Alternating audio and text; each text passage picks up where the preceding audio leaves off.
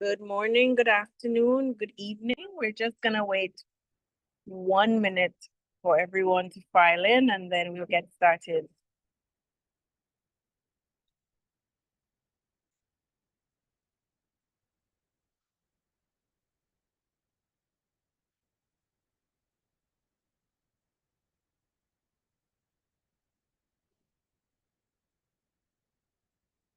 Hey, still see some people filing in.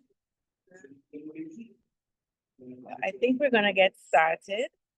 Good morning to those of you where it's morning, and good afternoon and good evening, because we understand that this is a global event. We have people literally from all over the world.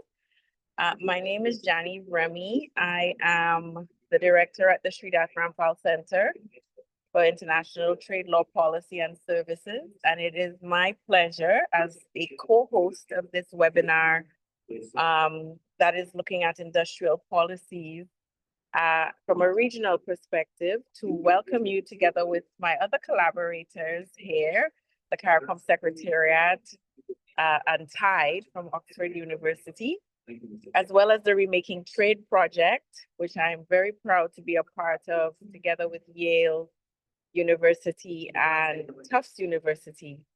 The webinar today is really going to probe and look into some of the intersections between industrial policy, trade, and looking at it really from regional perspectives. The CARICOM Secretariat, as you will be hearing, led by a consultant, Mr. Royal Sandiford, has been working very closely with CARICOM member states over the past couple of years to put forward an industrial policy for the region that is really based out of the revised Treaty of Chaguaramas.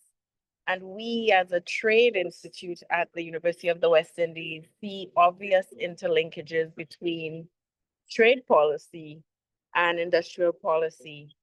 And the TIDE Institute at Oxford University has been working to really study industrial policy and has been working very hard on advancing global South perspectives, including from the regional lens on industrial policy.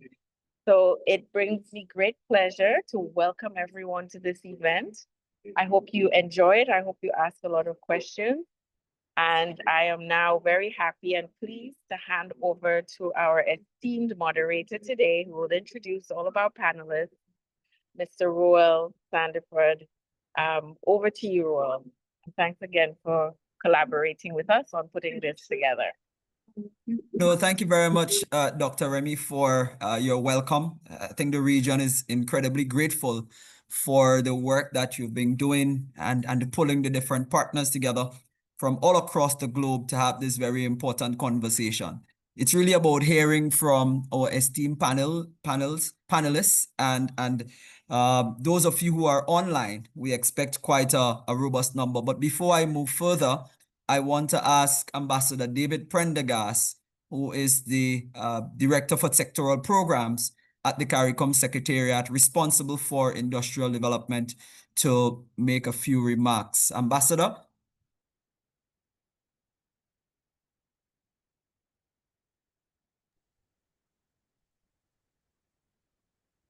I believe he may be a participant or a panelist now, so we may have to upgrade him to the status of panelist. We also like to Hello.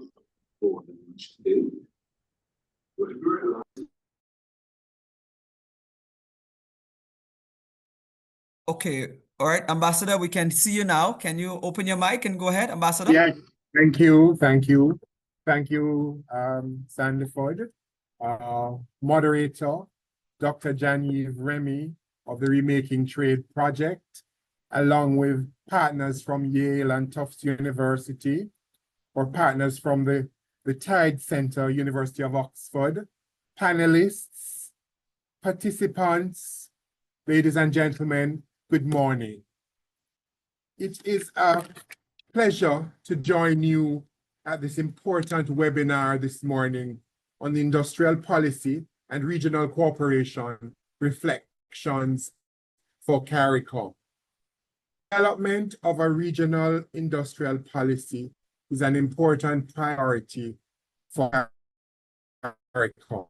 There was a mandate from the Conference of CARICOM Heads of Government at their 43rd session held in Suriname in 2022, where it was agreed that a policy would be developed and a technical working group established to undertake this work. The community has undertaken efforts stretching back as far as 1996 to craft an industrial policy. And the process following the 2022 mandate has taken us to this point where we are committed to seeing it through. The work has been progressing and has included consultations with member states, regional institutions, stakeholders, including the private sector, various groups, and more intensively in the last 3 months, following a further mandate from the Council for Trade and Economic Development. So we're here today. The work has been ongoing. We have been developing the industrial policy and strategy. And this brings us to today's engagement and platform for discussion and engagement, where we'll have the opportunity to have exchanges, hear the panelists, have exchanges on the issues, share thoughts and ideas following the panel presentations. We therefore look forward to discuss these discussions this morning, and we wish you fruitful deliberations. Thank you. Thank you very much, Ambassador, for your overview of the work that has been done on the CARICOM industrial policy. As you've indicated, it's an important body of work to support growth and development, inclusive growth and development, so to speak. On today's panel, we have 2 distinguished professionals, one from the Caribbean, Dr. Vanush James, who works with WIPO. He's a WIPO international consultant on development of the creative economy and has done a substantial amount of work in the region, working both in academia and as a consultant with various development partners. We also have Dr. Baptiste Alberton. He is a postdoctoral researcher working with the Tide Center, and again has been doing a substantial amount of work and research in industrial policy, regional coordination, etc. And he's going to be joined by Dr. Amir during the question and answer feature. So we are extremely grateful today to have a distinguished grouping of experts that can engage us and provide insights and ask provocative questions, so to speak, as we embarked on the development of our own CARICOM industrial policy. To kick things off, one bit of a housekeeping. You will have a question and answer feature on the link. So please feel free that as the presentations progress, you can type in your questions there, and we will take note of it and get to it to ensure that we provide you with the kind of responses and insight as is necessary. This webinar is intended to be a precursor to other engagements in building capacity and knowledge exchange across the region. And so we are indeed grateful to have both participants from the Caribbean, from Europe and other parts of the world. To kick things off, I would ask Dr. James, if you can, introduce yourself and provide a brief overview of the work that you've been doing in terms of industrial development, industrial policy around the region, with emphasis, I know, with tourism that you've done with the OECS recently under ECLAC, as well as in terms of the creative economy. So, Dr. James. All right, thanks, Ruel, and hello, everyone. And let me congratulate the CARICOM Secretariat for undertaking this exercise generally and for putting on this kind of discussion on the direction in which we ought to go with industrial policy across the Caribbean. I would anchor my comments largely on the understanding we have come to achieve over several decades on the way we should approach industrial policy. The anchor of that body of work, which I have followed up in my own research, to which you are referring there, Sandy. The anchor of that body of work was all the way back in 1950, really, in Arthur Lewis's recommendation that Caribbean countries should not remain agricultural exporters, but should really turn to exporting industrial output. I had the opportunity to sit down with Lewis in Princeton and to understand exactly the foundations of that kind of recommendation. And it's really some of that kind of thinking that I will share with you and the Secretariat this morning. There are some foundations that we have to think a little bit about. I'll try to get be as thorough as possible in the few minutes that you've assigned me to reflect on these things. Those foundations are two. One is that you have some conditions still in the Caribbean factor markets, and I've checked all countries really, certainly the English-speaking Caribbean. And what you find is that you have a pretty high share of undereducated and implicitly underemployed workers still in the Caribbean economic space. The latest count I did for Trinidad and Tobago was somewhere in the region of about 59, 60%, and 21, 22% of the labor force with tertiary education needed to penetrate the boundaries of modern knowledge, as it were, people with their first degrees and more, a little bit more than that, masters and PhDs and so on. And every other case that I have seen looks similar. Now, there's another condition, and that is that we're operating economies that we have really not yet been able to transform. So we have still a high dependence on imports, high propensity to import. Traditional economists would describe that as. But in the Caribbean case, it also includes a high dependency on imported entrepreneurship, capital, and productive inputs. You have to remember that imports generally are inputs into production, whether you're talking about capital or support for labor to supply its own services to the workplace. And that then creates a tight foreign exchange constraint in a context in which we have not yet done what we ought to do to build a flexible export capacity to be self-reliant exporters in the world system.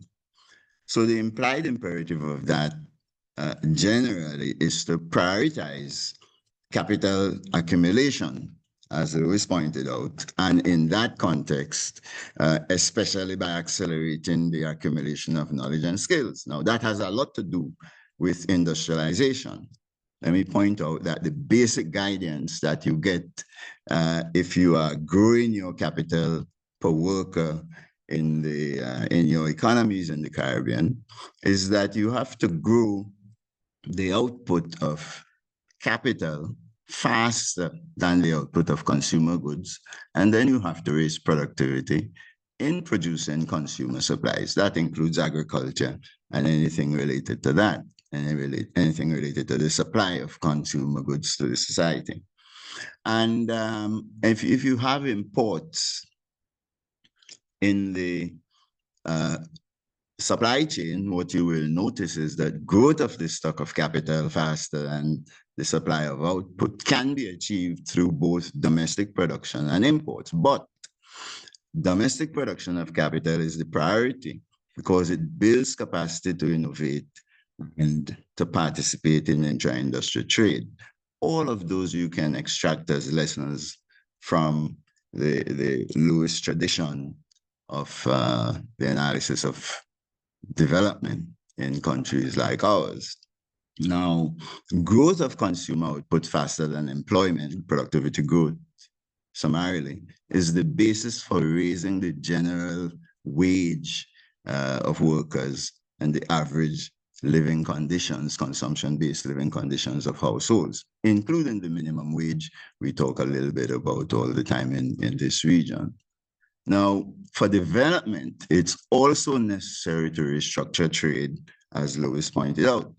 And you have to restructure trade by shifting increasingly towards exploitation of each country's structure of comparative advantage.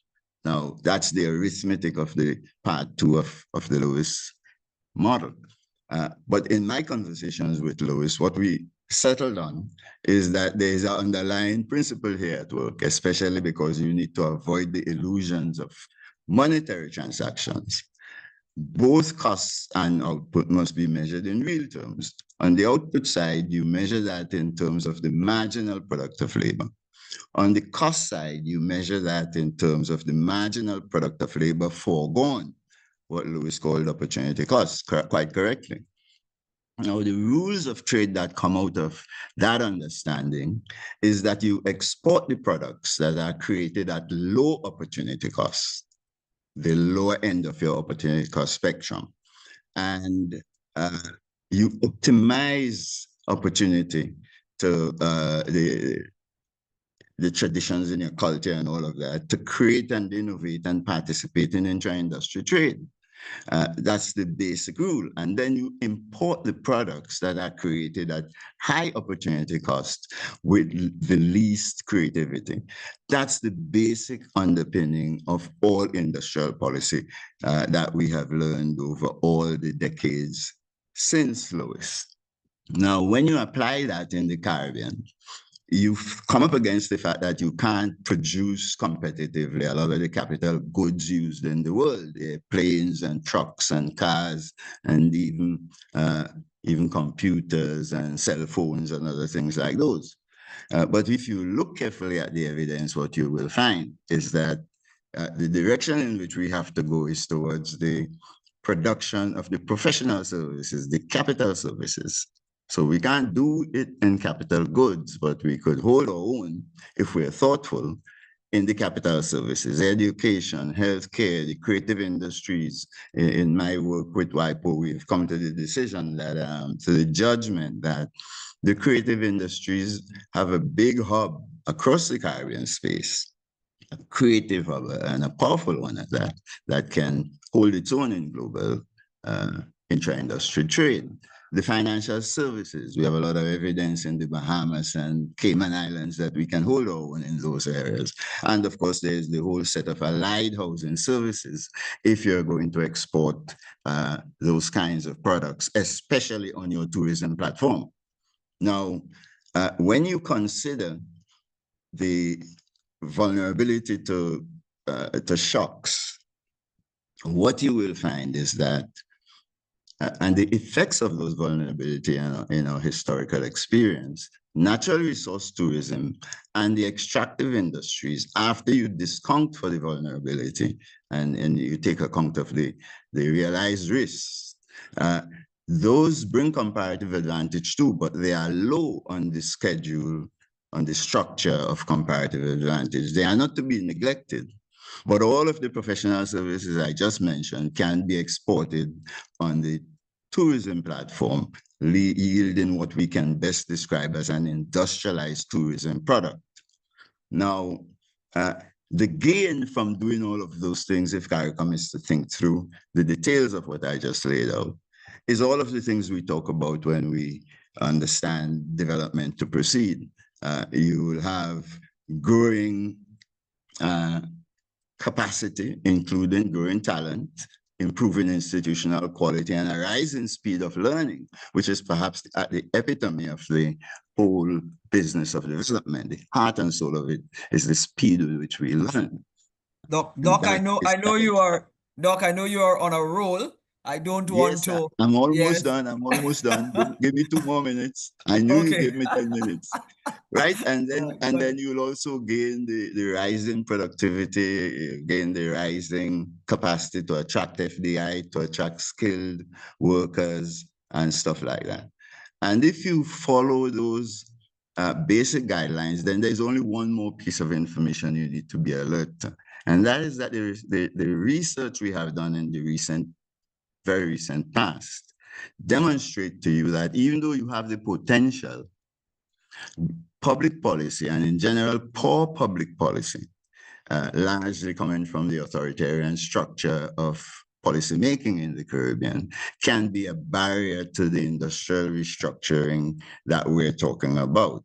So you have to clean up the way we govern ourselves to avoid this stuff that we mistakenly typically call Dutch disease across the Caribbean. Generally, those are the broad principles that I think that CARICOM should pay a lot of attention to. Restructure the economies along the lines of the structure of our comparative advantage, and down the road to the right kinds of industrial policies that we should pursue across the Caribbean space in all the islands. I'll let you go there with that, Ruel. No, very, very, very thought-provoking. I think one of the very first conditions that you've identified in the Caribbean, which deals with under-education, or uneducated and underemployment of our citizens, resonate. It is something that we certainly are aware of. Hence, we've decided, and I think it fits in nicely with this webinar, and the work that we intend to do is to begin to challenge our citizens to think differently, but also expose them as to what's possible, what's taking place in terms of industrial development across the world towards capacity building, research, etc. And I think that's a good segue to ask Dr. Batiste to jump in with his presentation based on the research and the work that they've been doing on industrial policy and regional cooperation, especially with some reflections that we may want to consider here in CARICOM. Dr. Batiste. Hello, everyone. Can you see my screen well? Can you see it? Yes, we can. Okay, so well, thank you very much for this invitation, for setting this this event. Ruel, Chelsea, thank you, Ambassador Pendergrass, for the introduction. Also, let me say that it's an honor to be speaking next to Dr. James, and also that you decided. I'm very also pleased to realize that I will be speaking under the spirit also of Arthur Lewis. So I hope that my presentation, our insight from Tide, will be useful, certainly complementary. It makes me remember that I read an article a long time ago, I think it was published in 1980 by Arthur Lewis. That was, the title is The Slowing Down of the Engine of Growth, I think, where he exactly thinks about some of the themes I will be mentioning right now, which is the importance of thinking about cooperation in a world that is increasingly characterized by fierce competition between great powers and a slowing down in the engine of growth. But let me start by very briefly bringing you back in time a bit. So this is an ad that was published in Aviation Week, which is an aviation magazine in 1968. And the ad basically announces the future launch of the first aircraft produced by Airbus International. So we know the current what Airbus has become, one of the biggest aircraft manufacturer in the world, the producer of the most sold aircraft in history, the A320. But what is interesting is not so much numbers or whether it is behind or above Boeing, but the historical origins that are behind Airbus. So what happens is that in the 60s, late 60s, European manufacturers from the aerospace industry, alongside European leaders, realized that if they did not start to cooperate, the industry would probably be completely destroyed by their American counterparts. Boeing, Lockheed, that were becoming so big and that were enjoying such an economy of scale that they could occupy the entire market. The European market was fragmented, innovative, but very fragmented and not able to compete in terms of economies of scales. So they decided to join efforts, talent, resources, integrate supply chains in order to create that consortium that right now is known as Airbus, a consortium between the French, the French, the Brits, and the West Germans at the time.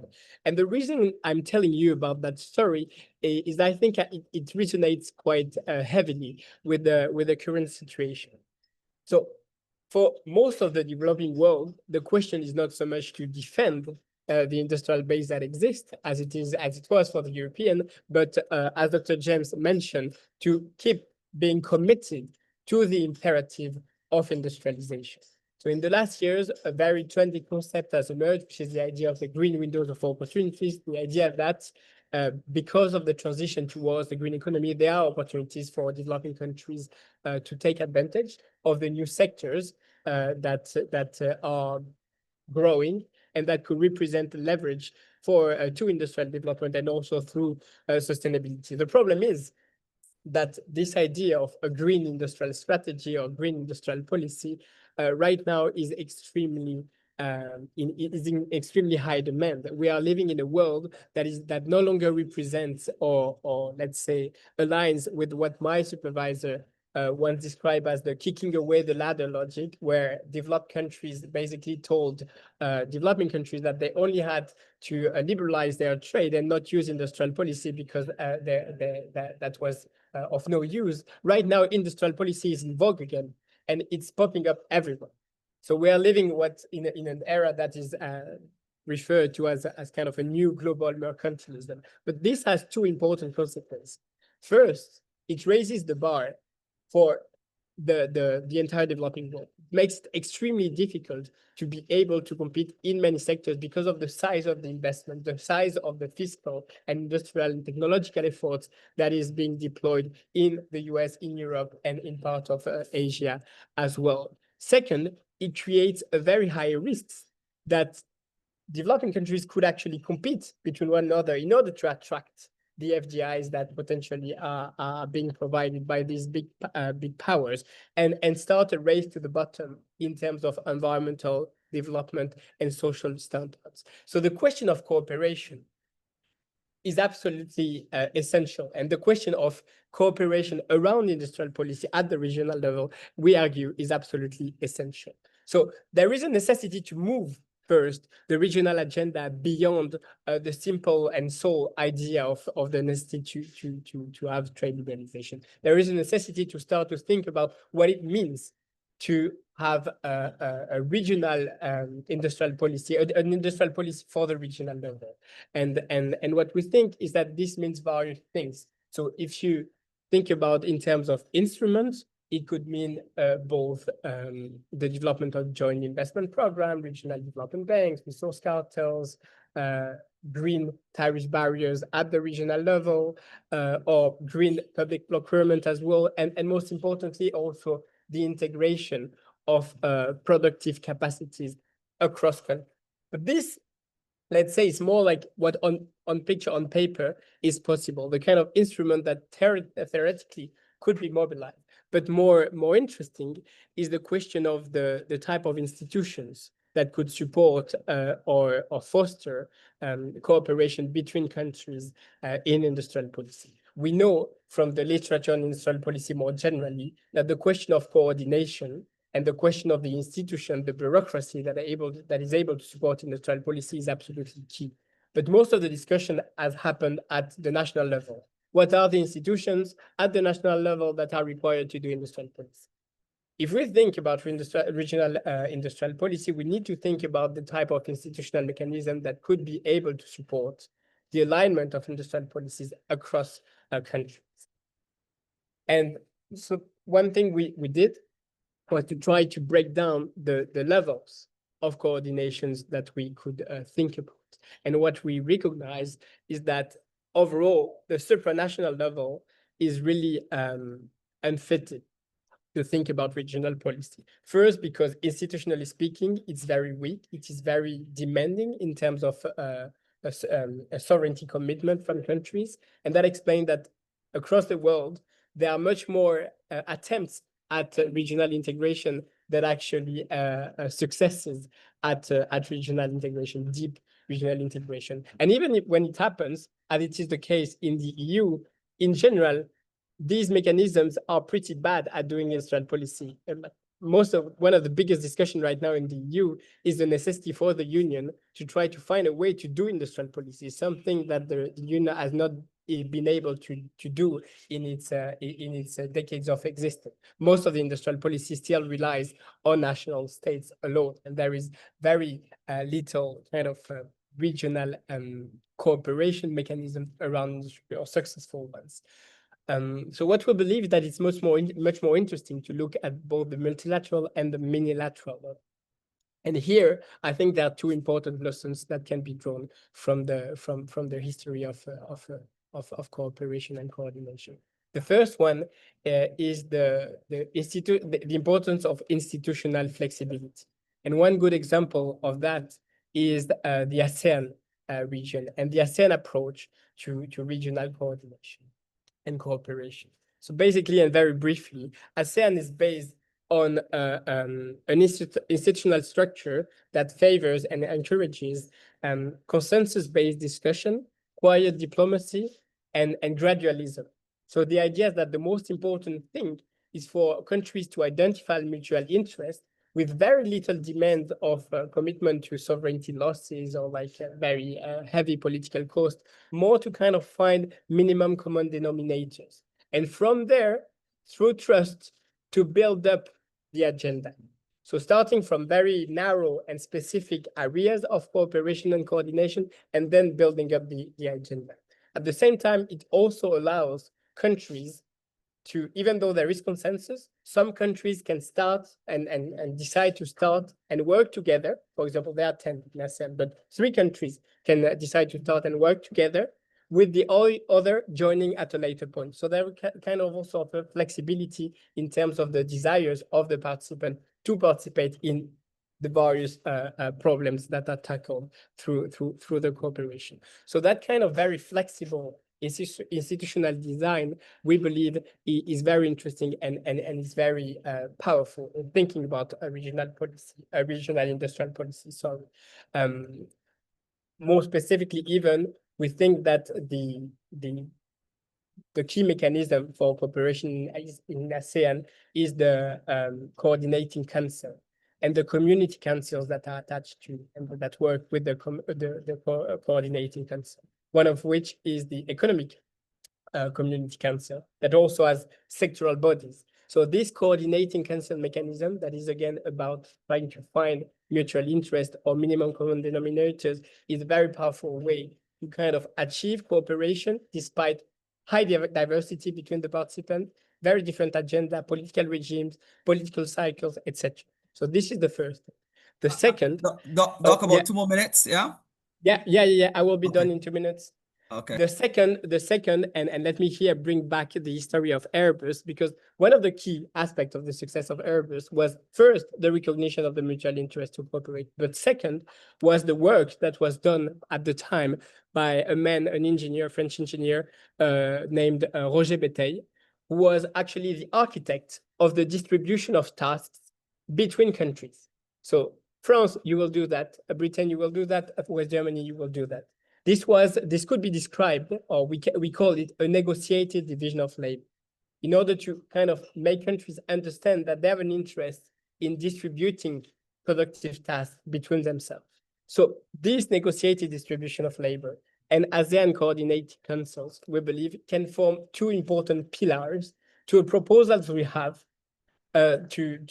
for regions to think about coordinating councils at the productive level, kind of councils or institutional bodies that would be tasked with the work or that we would have to collect information, identify areas in industrial aspects where countries could cooperate, but also help them to realize what in game theory is called the cost of anarchy, the risk that exists from non-cooperation. So that institution, that coordinating body or coordinating council would really be about kind of providing the institutional flexibility of the ASEAN way of doing regional cooperation, while also facilitating the kind of negotiated division of labor in industrial policy aspects between countries. So this is one thing we have proposed, and hopefully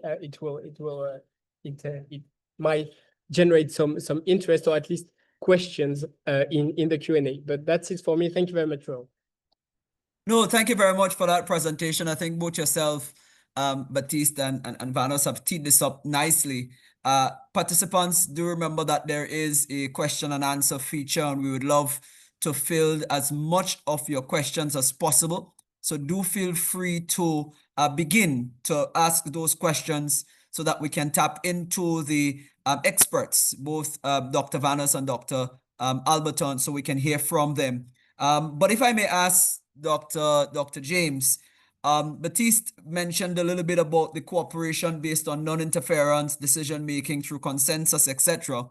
And you would have spoken a little bit about the institutional building part of it in terms of advancing industrial development. Do you care to share a little bit more about the necessity of that and recognizing the CARICOM architecture, whether we have a lot more work to do or if we have the existing architecture that just needs strengthening? What are your thoughts on that, Dr. James? Well, we have a lot more work to do.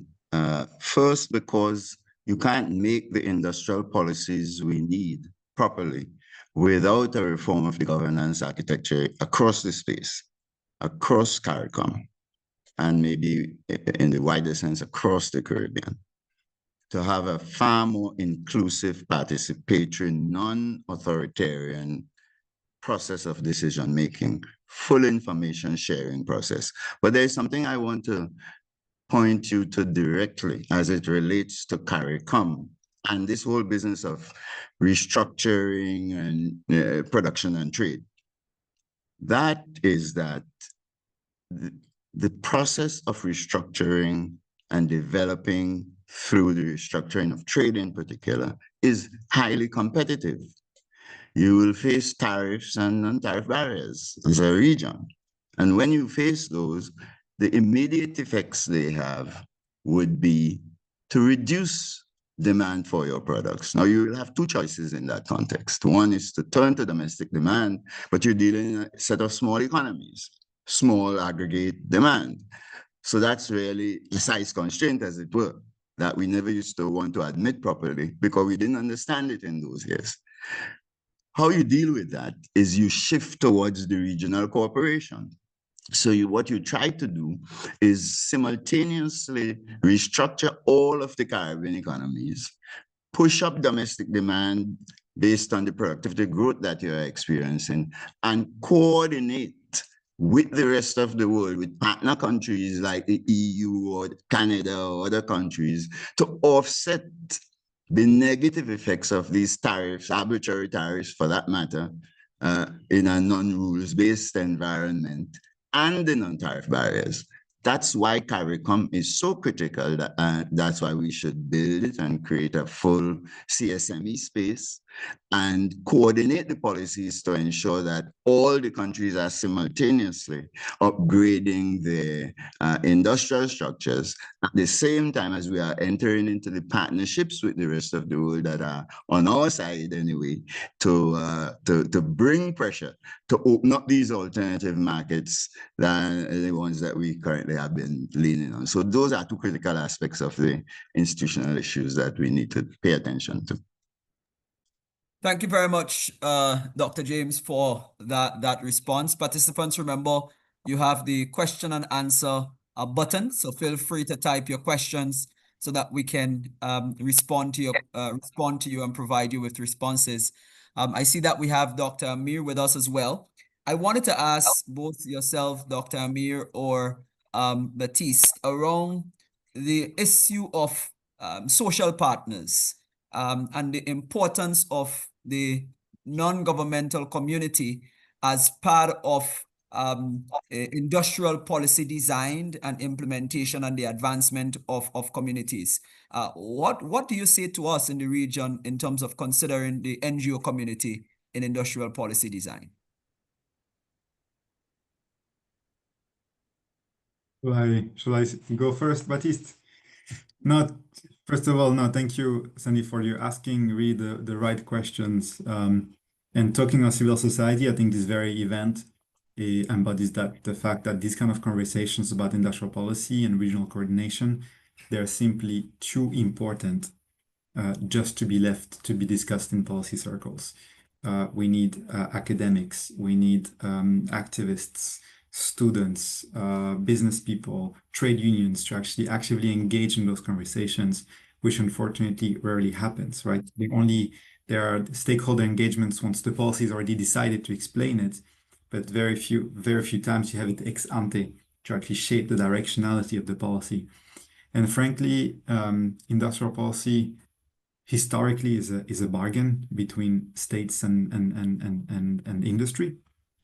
But it's too important to be left to that. It's decisions on where to produce, how to produce, who to involve in that production that can affect the social fabric of society, that can determine inequality outcomes, that can affect gender relations, that can affect livelihoods, right? Feelings of self-esteem. So it's very important to have early engagement. This is actually really helpful for governments too, because the more they involve civil society actors early on, the more that their views are reflected, the more they also feel a sense of ownership in that plan. And that's really important for industrial policy because industrial policy is about the long-term gains, right? There are very few short-term benefits. Sometimes people all over the world can be very impatient, but to be able to understand that this is a long-term agenda, you need to be really involved in it. So it has to be shaped more and more as a collective endeavor. And that's why I really salute the work that you're doing, because more people need to be not only involved, not only to understand, but have a say in how it's done. Thank you for that, Dr. Amir. Baptiste, do you have anything you want to add to that? We have a bunch of questions, quite a flurry of questions coming in from participants that I would like to get across. Yeah. So let's move on to the other questions. I could answer other ones if you want. Okay, so one question: what does a regional industrial policy really mean in the context of small, diverse economies? And is a deeper integration a prerequisite? Baptiste, I'll have you take that one. And then I have one for you, Dr. James, around exports and tourism. So, Dr. Baptiste, what does a regional industrial policy really mean in the context of small, diverse economies? And how does deeper integration support that transformation? Oh, so very briefly, and I don't want to pretend to be a specialist on seeds or anything, but let me say that what it means in terms of the likeliness of success is that although smallness is not necessarily a bad thing, still it's often a barrier. And in particular, when you have a very diverse group of countries, what I think is very important is that the cost of anarchy or the cost of going alone can actually rise dramatically because of limited fiscal resources and because of a very reduced scope or space for errors. So I think it actually raises even more the necessity to both do cooperation or to have cooperation, but it also raises one of the points I was mentioning in the presentation, the necessity to have that institutional flexibility that allows participants with potentially very diverse economies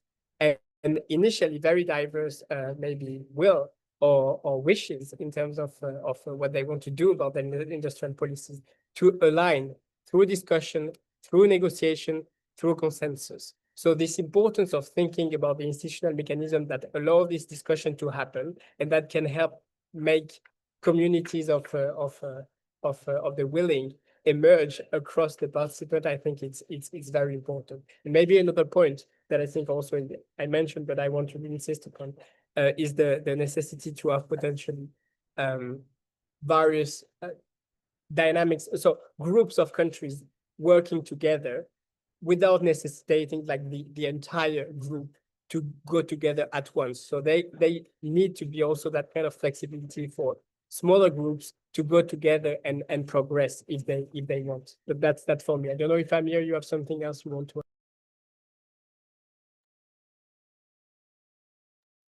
No, just maybe on this to say that the points that have been raised throughout the discussion are extremely useful. And looking, I mean, we don't know a lot about the Caribbean per se, but more kind of the conceptual mechanisms around regional coordination, but it really looks like the Caribbean really embodies those challenges as a group of small islands where the collective power and bargaining power is greater with coordination, but where, due to various historical reasons, there is very little interconnectivity, including on trade, right? So that really jeopardizes, that puts a glass ceiling on what you can achieve with industrial policy at the national level.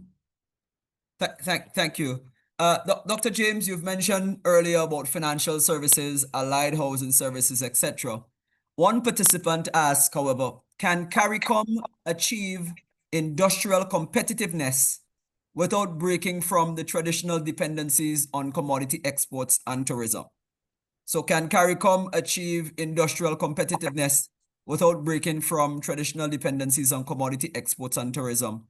And if the answer is yes, what may be some of those sectors that you believe in your research holds potential and has a comparative advantage rather? Well, let me answer by saying we can break from the traditional limitations by shifting to the export of the professional services. And we have evidence to that effect. The Cayman Islands and Bermuda, on the edge of the Caribbean, are both outperforming the Americans and the Europeans in terms of the levels of living the economies can afford, purely by doing creative, innovative work in the financial services sphere. The Bahamas is coming down that same pike and making rapid progress, much faster than Trinidad and Tobago with all its oil and gas. And a good competitor for the Guyanese down the road down there. And St. Kitts Nevis is making a success of the production and export with the right model, not a dependency model. Production and export of educational services. And what they're doing is they are setting conditions under which the international community can come into the countries and team up, just like we produce oil and gas. In other words, you don't need to attract foreign investment just to produce oil or gas. You could use that same strategy to produce education for export and healthcare for export and even creative industries for export. So yeah, if we rationalize our trade in accordance with our genuine comparative advantages as Lewis defined them, then we can break out of the limitations imposed by the commodity orientation we inherited from history. The critical thing, though, is that you will need to identify where your entrepreneurship will come from in the domestic environment, and that goes deeply to the institutional adjustment mechanisms. Quickly, what you will find out, if you study the actual space on the ground in all the islands that I have studied, is that the communities, all Caribbean islands are conglomerates of small communities that are inclusive and highly entrepreneurial if given the opportunity. If we would only be smart enough to empower them to operate as an arm of the state with the responsibility for entrepreneurship, you are sitting on a huge possibility that will rival the so-called private sector in diversifying and developing these Caribbean economies. But what we have practiced over 60 plus years is to block them from getting involved in that process, although they yearn to do it. Think of Trench Town and Salt Spring in Jamaica, or Castara in Tobago, or wherever you look. You see them all over the Caribbean, yearning to be free to do industrial work for money, but we limit them. And as long as we do that, what we will find out is that we will face the need to stick with these commodity exports and underutilize our potential for real diversification and development. Thank you for that. Moving along quickly because the questions, there seems to be no end in sight. So I may beg of you for an extra 10 minutes if possible to respond to a few. Doc mentioned earlier, Dr. James mentioned earlier about the under-education in the region, and one participant linked that to also a lack of systems thinking and having an analytical approach to our development. Dr. Amir Baptiste, how can the region think about its capital upgrade to support industrial development, upgrading the human capital resource? Are there some things that the region can think about that would support moving that process forward? These are very tough questions, but these are the right type of questions. I think the one thing perhaps that I would add, which is not exactly answering the question, but when we think about capital upgrade in terms of the skills that people have, there is frequently a kind of Western lens through which we look at people's skills and aptitudes, right? There is a tendency to assume that if people don't have, an engineering degree or, work in the formal sector, then, their skills become invisible. But in many developing countries, and including the Caribbean, people have all sorts of ingenuity that comes from lived experiences, including in the informal economy, that actually are not skills to bypass, but they are skills to actually leverage and nurture and expand. I'll give you one example. When we talk about what is considered to be green industrialization, we often use that, at least in the global north, there is a carbon reductionism. We think that for something to be green is about emissions. But in many developing countries, the ecological challenges are very different, as they have nothing to do with emissions. And actually, the whole industry around repair, recycle, reuse, that deal with material pollution, has nothing to do with the carbon footprint. But go try repair a phone or a computer anywhere in the US or in Europe. You will not manage. They're lost the ability, or they're institutionally incapable to be able to repair and repurpose your goods. But if you try to do the same thing in St. Lucia, in Jamaica, people have the skills to fix things. And this is actually really important when this kind of know-how, when thinking about the kind of strategies that, build on that existing skill base, as opposed to thinking that there is a need to start from scratch. And the second point is across this calls for regional coordination, which is a lot more can be done through regionally integrated training program and exchange. I'm very impressed with the University of the West Indies in terms of having campuses in so many different islands that kind of builds this momentum. I don't know how it works in practice, but I think this is the kind of things where you can have different regional specializations and training centers, get the best possible resources investing in them, because everything has an opportunity cost, right? And that's better to have this kind of regional specialization, including on what you call capital upgrading, than having each island, have to do it spread too thin. Thank you for that. Baptiste, any comment? No? Well, I will jump straight to you, Baptiste. In terms of data systems / industrial intelligence platforms, is there an importance or a need for data systems to drive industrial development? Well, that's a very interesting question, because it actually touches at the very heart of our institutional proposal. So the institutional proposal is basically based on the necessity to collect information and to treat it.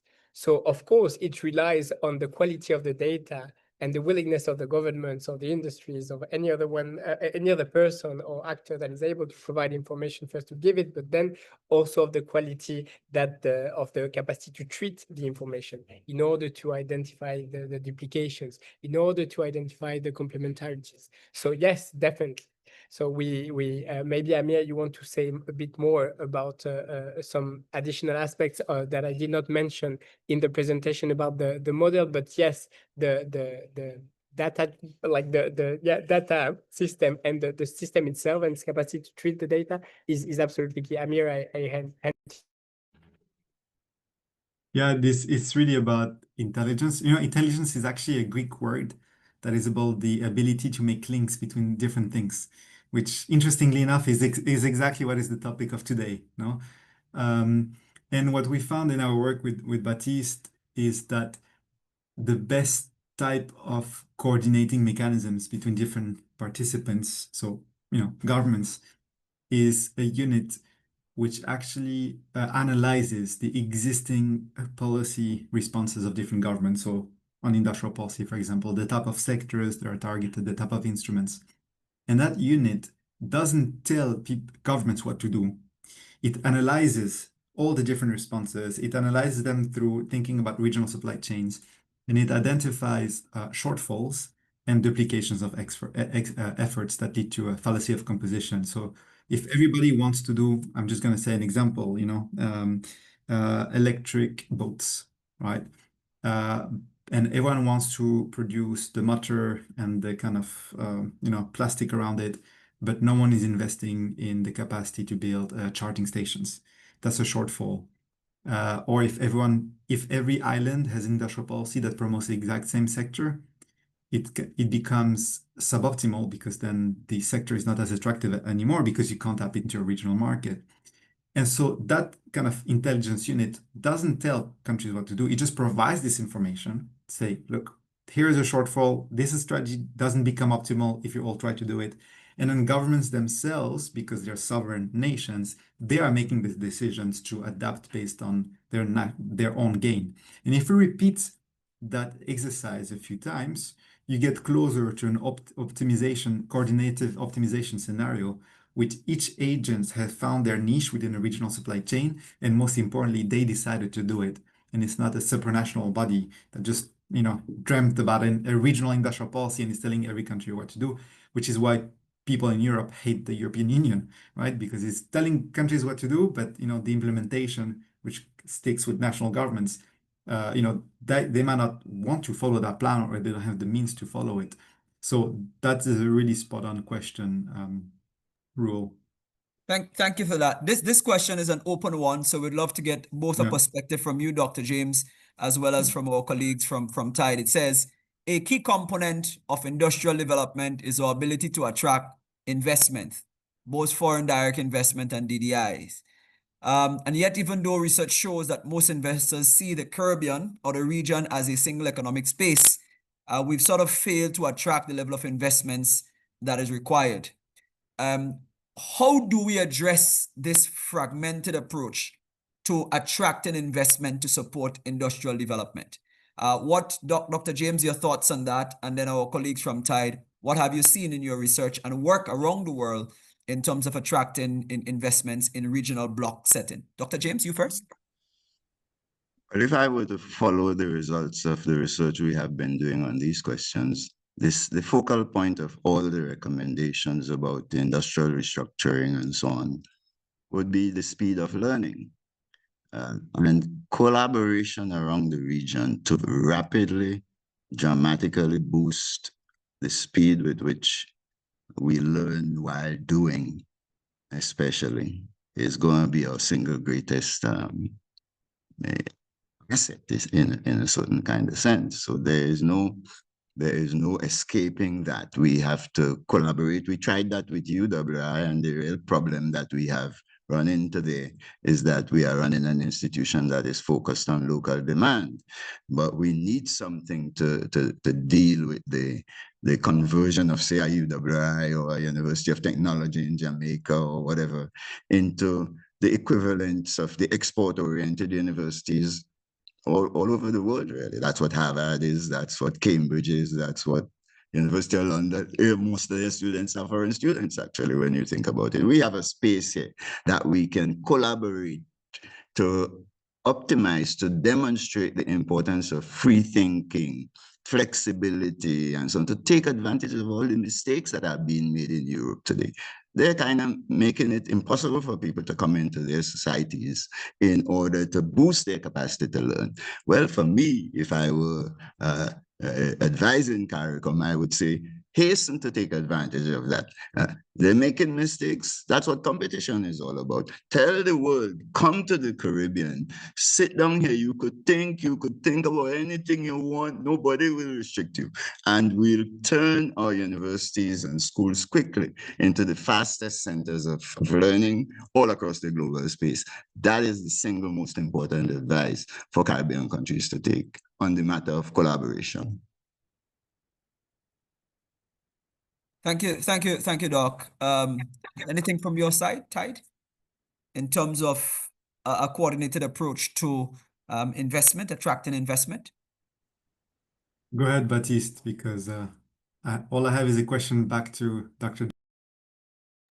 No, well, I won't be very long. I don't have much to say, but I would think that it could both help, I think, to release some bottlenecks in terms of, for example, sometimes lack of investments, pooled resources from different countries could definitely help to also maybe create some better conditions, whether it's linked to the infrastructure, whether it's linked to specific skills again, but also then it could also be linked with the kind of incentives also you provide, the type of incentives you are able to provide to FDIs, without forgetting the necessity to also have sticks to discipline the attractions of FDI, but still, like, the incentive could matter, and the type of incentive you can think about when you cooperate and collaborate can potentially be a bit more attractive. But I would just like to insist, and don't want to bring the questions too much on the side, but that even more important than attracting FDI then is the way you think about the technology transfer that you are able to get from these FDIs. And here again, the importance of cooperation, coordination is absolutely key, because what you want to avoid is a competition between countries for them to attract FDIs in their jurisdiction without actually being able to ask these FDIs to also give some what they have to the local state, or to what they can bring to the local economy as well. So I would say that, yeah, apart from the question of attracting, there is also an incentive for countries to cooperate in order to be better able to discipline the FDIs they attract. But that is for me. On my side, maybe one thing is about there should be strong regional agreements to avoid a race to the bottom, which in many places of the world, neighbors compete with one another by giving more and more fiscal incentives, right, to foreign investors. ASEAN provides an interesting example where they are kind of like, there's a baseline, a common understanding of what you don't do to try to attract FDI in your country as opposed to your neighbors, in the context of being a good neighbor. The other thing to say is, of the challenges, of course, now that we know from the past, 70 years of development experiences, that the challenge is not so much attracting FDI, but the quality of FDI. And your development is not as much as the investments you must attract, but those that you reject, right? That lock your economy in a kind of short-term route. I had a question for Dr. Vanessa James, because it's not every day that you meet someone that knew the great Arthur Lewis. And my question was, if he was alive today, what do you think would be the kind of one big message that he would share for CARICOM? Well, given his advice to me about the line of research that I should pursue, I would say he would say the things I'm telling you. Yes. He would tell CARICOM, please allow the restructuring of the economies to be anchored on the liberation of the communities, for example. So you have a layer of governance that is entrepreneurial. Lewis used to say that public entrepreneurship is not a problem, it's the way you do it. And if you empower your communities to be a genuine representation of the state, so you can overcome the inefficiencies of the central governments all across the Caribbean, that's a win. So I think he would agree with that. And then that will flow, that will build up the initiatives towards specialization. I have to be careful with that word. But in any case, in shifting towards exploitation of your comparative advantage, as he defined it, I think those two things go together. You've got to know where your entrepreneurship is coming from, and it doesn't have to come from foreign investment alone or even mainly. The other thing you can't ignore is that we have known for decades that it makes no sense to attract foreign investment simply into oil or gas or the commodity production streams. You've got to pay attention to the need to team up with the Cambridges and the Harvards to build the kinds of universities that we need in the region to compete with them for the global market of say, tertiary education. There is no need to try to win by keeping foreign investment out of the creative industries, out of education, out of healthcare, and so on. Just take a look at what Malta has been doing, and you would see a clue there that you've got to be a lot more thoughtful. Competition is competition. It's not a race to the bottom. It's an incentive to innovate and create. So focus on the speed of learning and focus on the specialization along the lines of Lewisian comparative advantage. I think that's what Lewis would tell you. Thank you. Go ahead, Amir. International cooperation with Cambridge and Harvard would be fine, but with Oxford, even better. I agree. Jokes aside, it's great to see the legacy of intellectual legacy of Arthur Lewis very much alive and kicking. It's a joy to hear these kind of statements. Yeah, colleagues, we're far past the time, but we do have one more question that I would like to ask Ambassador Prendergast, and then I'll hand over for your closing. Ambassador Prendergast, a question has been raised about much as the issues faced in coordination on the institutional basis. We've had a lot of conversation around that, and the participant has asked, how can the CARICOM Secretariat, or what is the CARICOM Secretariat doing in regards to coordination and institutional building towards the industrial policy development and implementation? Thank you, Sandford, for that question. And I noted during Ambassador, sorry, but you're sounding a little low. Can you speak a little louder? All right. I noted during thank you, Sandford, for that question. And I noted that during the discussions, and several of the speakers earlier mentioned the importance of coordination and cooperation.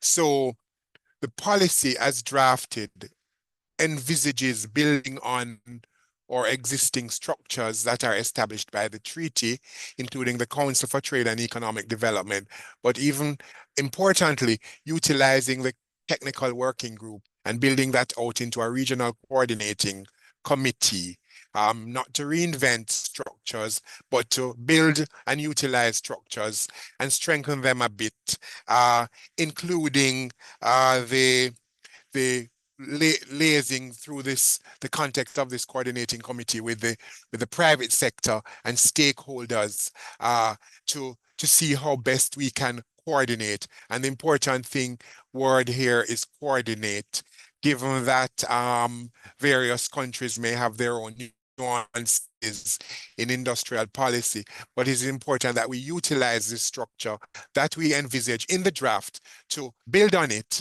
and to coordinate the implementation of the policy, because that's where the rubber will hit the road, to use a cliche, the implementation aspect of the industrial policy. Thank you.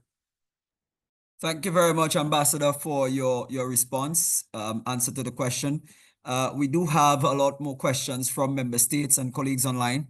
But as you know, on the 28th of October, we will have representatives from member states in St. Lucia looking at that one-day event ahead of the Remaking Trade project to really explore in a deep way how we can continue to advance this work. And this was just what I call the appetizer, the introduction. So if I can hand over to you, Baptiste, first, in terms of some closing comments, some closing remarks, based on some of the questions that you've heard, and if there is any nugget you would like to leave for the region and all the participants we have online. Baptiste?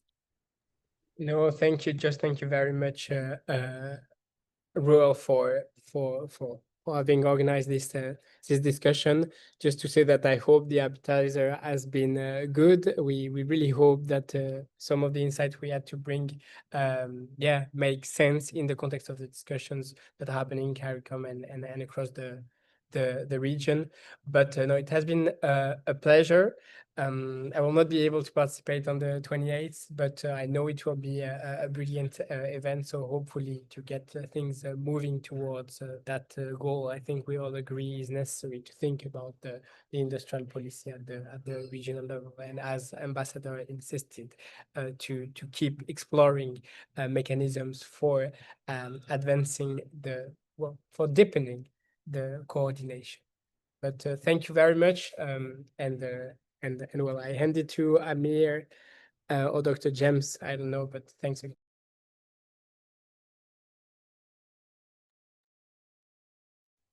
Amir, go ahead. Yeah. My last word is, again, development is a collective endeavor. And I will just say that I very much agree with what's been said. I think it provides a very good, promising sign for the discussions that lay ahead. And I'll just want to finish with that quote, with that proverb. Say, if you want to go fast, you walk alone, but if you want to go far, you go together. And I think in terms of industrial policy in CARICOM, this proverb is very much relevant. Dr. James? First, let me express thanks to my colleagues for a good conversation this morning, and to say a word of encouragement to the ambassador, which is that the effort to improve the institutional environment in which we could make policy would have been fully endorsed by Arthur Lewis. The fact is that given the types of economies we run, sound policy is a critical ingredient in achieving what you call industrialization. And sound policy is not only going to be made by the central government. So we've got to set up the institutional arrangements properly. Jamaica is heading down that road now. We've been talking about it for a long time in the region. We've got to clean up our governance structures to allow full information policy making all across the Caribbean space. I hope that would be a word of wisdom to the ambassador. No, thank you very much. Sorry, go ahead. And to the region. Yes. No, thank you very much, Doctors James, Amir, and Baptiste, for your deep and rich and insightful contribution to this webinar this morning. We here in the region and around the world that participated in this webinar, I think you've certainly given us some thought-provoking things to think about, that as we, go ahead and continue to work towards a collective approach to our industrial development in the region, we would be cognizant of the ability to and the need to coordinate and improve the coordinating mechanism, building on the interfaces that exist, looking at our human capital, etc., but also mixing that with what is comparatively advantageous to the region so that we can be successful. We're incredibly grateful for your time, to our 70 participants that came online this morning and participated. And apologies, we were not able to answer all of your questions. We tried our best through rapid fire to get through as much as we can, but we've taken note of them, and certainly they're going to be reflected in future engagements and in responses. So we are incredibly grateful, and we want to wish all of you a wonderful rest of your day in whichever part of the region or whichever part of the world that you are at. Special thanks again to Tide and Oxford, the CARICOM Secretariat, for the University of the West Indies for pulling this together. Appreciate it. Thank you very much, everybody. Thank you.